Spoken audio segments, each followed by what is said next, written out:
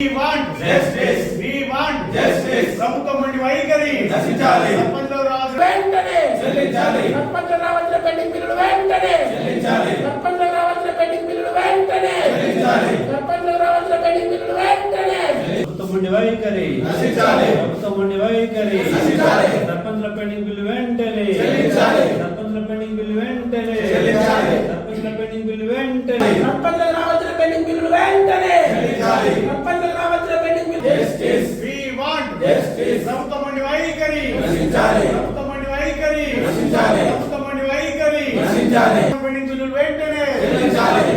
రాజన్న సిరిసిల్ల జిల్లా కేంద్రంలో ఈరోజు తాజా మాజీ సర్పంచ్ల జేఏసీ ఆధ్వర్యంలో సర్పంచ్లకు రావాల్సినటువంటి పెండింగ్ బిల్లులు ఈ రోజు జరిగినటువంటి శీతాకాల సమావేశాలలో మరి సర్పంచ్ల యొక్క రావాల్సిన పెండింగ్ బిల్లుల యొక్క స్పష్టమైన వైఖరిస్తాయని మేము ఆశించినాం.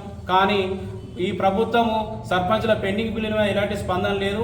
అదేవిధంగా సర్పంచ్లు రావాల్సిన పెండింగ్ బిల్లుల మీద శీతాకాల సమావేశాలలో మాట్లాడమని చెప్పేసి వివిధ పార్టీల శాసనసభ్యులకు మేము వినతి పత్రాలు ఇచ్చినాం. మరి దానికి వాళ్ళు మా అభ్యర్థులను స్వీకరించి మరి ఈరోజు అసెంబ్లీ సమావేశాల్లో మాట్లాడినటువంటి హరీష్ రావు గారికి, పల్లె రాజేశ్వర రెడ్డి గారికి, కొత్త ప్రభాకర్ రెడ్డి గారికి, కోవ లక్ష్మి గారికి, వంశీ శాసనసభ్యులు గారికి మేము ప్రత్యేకమైనటువంటి ధన్యవాదాలు తెలియజేస్తున్నాం. సర్పంచ్లందరి పక్షాన ఇలా సర్పంచ్లకు రావాల్సినటువంటి పెండింగ్ బిల్లుల మీద మరి మాట్లాడి ఇవ్వాలని చెప్పేసి మాట్లాడితే ఈ సమావేశంలో ఎలాంటి స్పందన లేదు.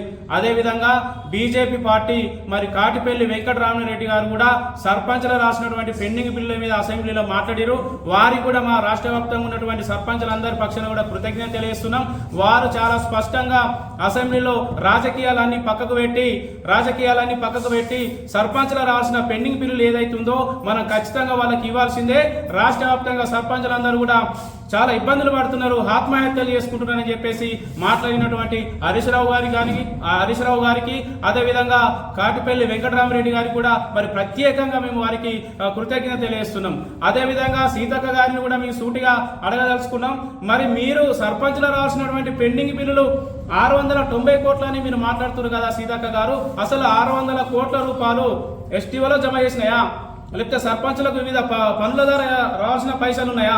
లేకపోతే ఏ రకంగా 600 కోట్ల రూపాయలు సర్పంచులకు ఇవ్వవలసింది ఉన్నదని చెప్పేసి మీరు చాలా వివరంగా స్పష్టంగా మేము ఎస్టీఓలో జమ చేసిన పైసలు 690 కోట్ల, లేకపోతే వివిధ పనుల ద్వారా మన ఊరు మన బడి, లేకపోతే రైతు వేదిక, సీసీ ధని, ఇట్లా ఎన్నో అభివృద్ధి కార్యక్రమాలు చేసినాం. వాటికి సంబంధించినటువంటి పైసల దేని అని కూడా మీరు స్పష్టంగా శ్వేతపత్రం విడుదల చేయాలని చెప్పేసి కూడా ఈ సందర్భంగా డిమాండ్ చేస్తున్నాం.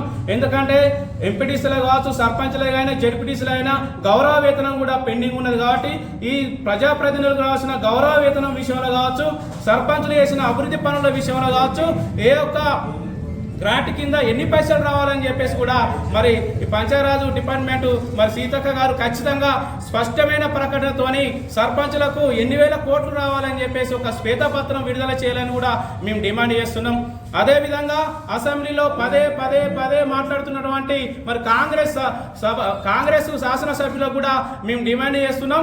మరి ఈ రాష్ట్రం ఏర్పడి 1,00,000 కోట్ల అప్పుతోని రాష్ట్రాన్ని ముందుకు తీసుకెళ్లిరు. ఈ రాష్ట్రం ఏర్పడిన కొత్తలోనే మీ యొక్క పొంగిలేటికి సంబంధించినటువంటి 5,000 నుంచి 7,000 కోట్ల రూపాయలు మీరు విడుదల చేసిరు. కానీ కేవలం సర్పంచ్ యొక్క పెండింగ్ బిల్లులు వచ్చే వరకు మాత్రం మీరు రాజకీయాలు మాట్లాడుతున్నారు. దీని మీద ప్రతిపక్షాలు రాజకీయం చేస్తున్నాయని ఈ అధికార పక్షం మాట్లాడు కరెక్ట్ కాదని చెప్పేసి మేము ఈ రోజు మేము ఈ సందర్భంగా హెచ్చరిస్తున్నాం. సర్పంచ్లు రావాల్సిన పెండింగ్ బిల్లులో మాట్లాడుతున్న సందర్భంలో మాత్రమే రాజకీయాలను తీసుకొస్తున్నారు. మరి సర్పంచ్ల పెండింగ్ బిల్లులు కాకుండా ఈ రాష్ట్రంలో నవంబర్లో 1,200 కోట్ల రూపాయలు రిలీజ్ చేసినప్పుడు ఏ ఒక్క నాయకుడు కూడా మాట్లాడలే. అధికార పక్షంలో ఉన్నటువంటి కాంగ్రెస్ శాసనసభ్యులు అదేవిధంగా బడా కాంట్రాక్టుల్లో పైసలు ఇచ్చినప్పుడు ఏ ఒక్క రోజు కూడా రాజకీయం మాట్లాడలే. కానీ సర్పంచ్ల విషయం వచ్చే వరకు రాజకీయం మాట్లాడుతారు. ఇది సరి అనేది కాదని చెప్పేసి మేము హెచ్చరిస్తున్నాం. ఇప్పటికైనా ఈ ప్రభుత్వం స్పష్టమైనటువంటి ప్రకటన సర్పంచ్లకు ఎన్ని బిల్లులు ఏ గ్రాంట్ కింద రావాలో శ్వేతపత్రం విడుదల చేయాలి. లేని పక్షంలో ఖచ్చితంగా ఈ నెల 27వ తారీఖు రోజు ఏదైతే మేము చెప్పినామో ఆమరణ నిరాహార దీక్షని ఖచ్చితంగా మేము చేస్తామని చెప్పేసి కూడా ఈ సందర్భంగా హెచ్చరిస్తున్నాం. అదేవిధంగా ఈ రానున్న స్థానిక ఎన్నికలను కూడా మేము ఖచ్చితంగా అడ్డుకుంటాం. ఇక నుంచి ఏ ఎన్నిక జరిగినా కూడా మేము తీవ్ర స్థాయిలో సర్పంచ్లందరం ఐక్యతగా ఉండి అడ్డుకుంటామని చెప్పేసి కూడా హెచ్చరిస్తున్నాం. ఇప్పటికైనా మా పెండింగ్ బిల్లులు విడుదల చేసి మాకు రావాల్సినటువంటి పెండింగ్ బిల్లు ఇచ్చిన తర్వాతనే స్థానిక సంస్థలకు వెళ్ళాలి. లేని పక్షాలు మేము ఖచ్చితంగా మేము అడ్డుకుంటామని చెప్పేసి ఈ సందర్భంగా హెచ్చరిస్తున్నాం. ఈరోజు మన తెలంగాణ రాష్ట్ర శాసనసభ శీతాకాల సమావేశంలో మా సర్పంచుల బాధలు దాదలు గురించి మాట్లాడినటువంటి శాసనసభ్యులకు మరియు వాళ్ళకు ప్రత్యేక కృతజ్ఞతలు మా రాజన్న సిరిసిల్ల జిల్లా తరఫున తెలియజేస్తూ ఈ గవర్నమెంట్ మంత్రి గారు దాటవేసే ధోరణి చేస్తున్నారు. ఈ దాటవేసే ధోరణి బంద్ చేయాలి. అధికార పార్టీ శాసనసభ్యులు కూడా దీన్ని రాజకీయం చేస్తున్నాడు. వరంగల్ జిల్లా నుంచి మాట్లాడిన శాసనసభ్యుడు కూడా దీన్ని రాజకీయంగా మాట్లాడుతుంది. ఇది రాజకీయం కాదు సారు. మేము ఏ పార్టీ గుర్తులో గెలవలేదు. మేము సర్పంచులము. మా ఏ పార్టీ గుర్తు కూడా బీఫారం ఇవ్వలేదు. మాకు ఏ పార్టీతో సంబంధం లేదు. ఏది అధికారంలో ఉంటే దానికి మేము అనుకూలంగా ఉండి పనులు చేసుకొని గ్రామాలను అభివృద్ధి చేసేటోళ్ళం తప్ప మేము రాజకీయం చేసేటోళ్ళం కాదు.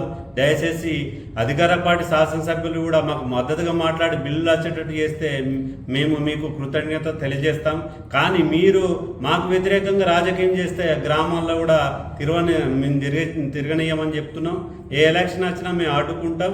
తీవ్రంగా ఈ శాసనసభ్యుడు రాజకీయం చేస్తే మాత్రం తీవ్రంగా ఖండిస్తున్నాం.